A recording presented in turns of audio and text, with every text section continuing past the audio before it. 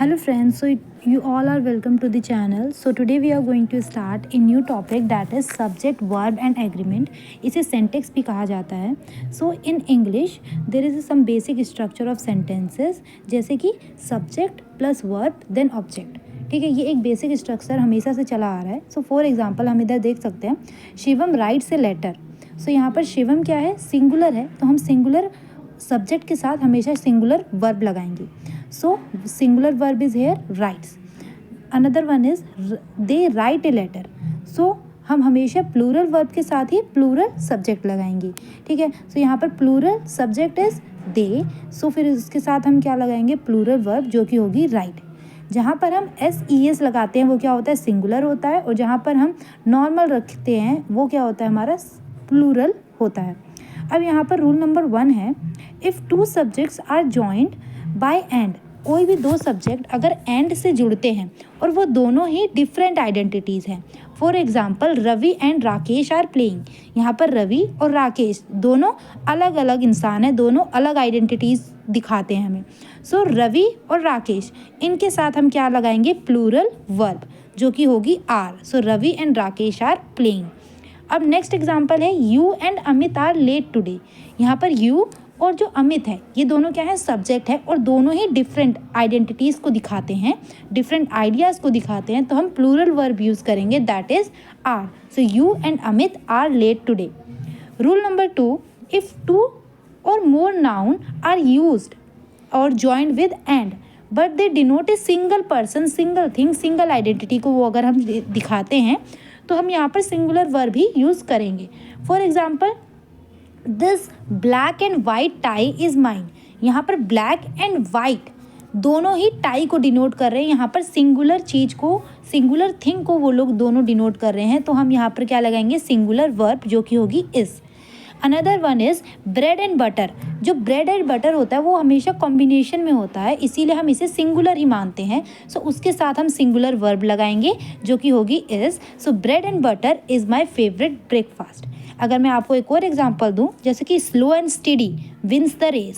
सो यहाँ पर slow steady मतलब ये क्या है, दोनों हमेशा एक साथ यूज़ होते हैं, तो ये क्या है, दिखा रहे हैं सिंगल आइडेंटिटी यू दिखा रहे हैं, तो हम क्या लगाएंगे, wins the race. Another one is, अब हम रूल नंबर 3 पे आते हैं.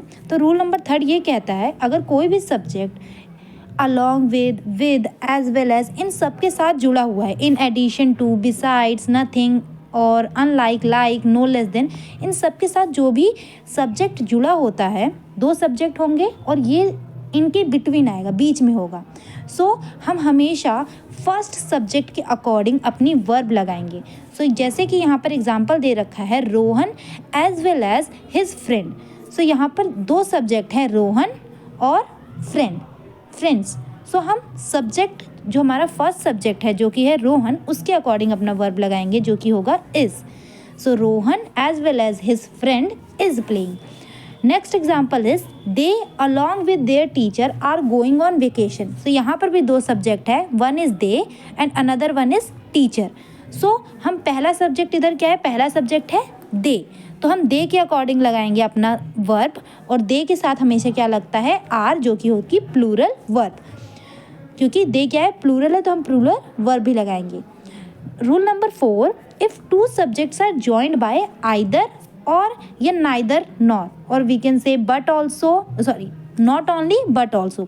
अगर ये दो सब्जेक्ट इन दोनों से ज्वाइंट करते हैं, ठीक है, कोई भी दो सब्जेक्ट है, इनके बीच में अगर नाइदर नॉर या आइदर और आता है, तो हम क्या करेंगे, जो नियरेस्ट सब्जेक्ट होगा उसके अकॉर्डिंग अपना वर्ब लगाएंगे. जैसे कि neither Ram nor Shyam is coming today. So यहाँ पर राम और Rohan, they both are verb, sorry subject. So nearest subject क्या होगा, रोहन, तो हम रोहन के अकॉर्डिंग अपना वर्ब लगाएंगे जो कि होगी इज़. क्योंकि रोहन क्या है, सिंगुलर, तो सिंगुलर के साथ हमेशा सिंगुलर वर्ब भी होगी जो कि होगी is. Next one is not only Shyam but also his parents were present in the wedding. So यहाँ पर श्याम और हिज पेरेंट्स ये दोनों क्या हैं, सब्जेक्ट हैं. सो हम नियरेस्ट सब्जेक्ट क्या है यहाँ पर, is his parents. So parents इधर क्या है, प्लूरल है, तो हम प्लूरल सब्जेक्ट के साथ प्लूरल वर्ब भी लगाएंगे जो कि होगी वर.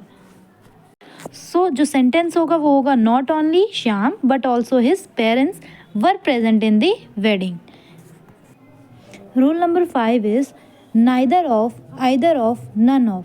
अब इन तीनों में से अगर कोई भी कभी भी यूज़ होगा सो उसके साथ हमेशा प्लूरल नाउन होगी और हम सिंगुलर वर्ब यूज़ करेंगे। So neither of these two girls, so यहाँ पर गर्ल्स क्या है, प्लूरल है और हम उसके साथ क्या यूज़ करेंगे, सिंगुलर वर्ब जो कि होगी is. All right, so sentence बन जाएगा neither of these two girls is clever. Second one is either of you was absent from the class. तो क्लास क्या डिनोट करती है, एक प्लूरल नाउन को डिनोट करती है और इसके साथ हम क्या लगाएंगे, सिंगुलर वर्ब जो कि होगी वॉज। ठीक है, तो सेंटेंस बन जाएगा either of you was absent from the class. All right, so rule number 6 to rule number 10 we will see in the next video. So till then, thank you, bye bye, see you. Please like, share and subscribe my channel for more videos.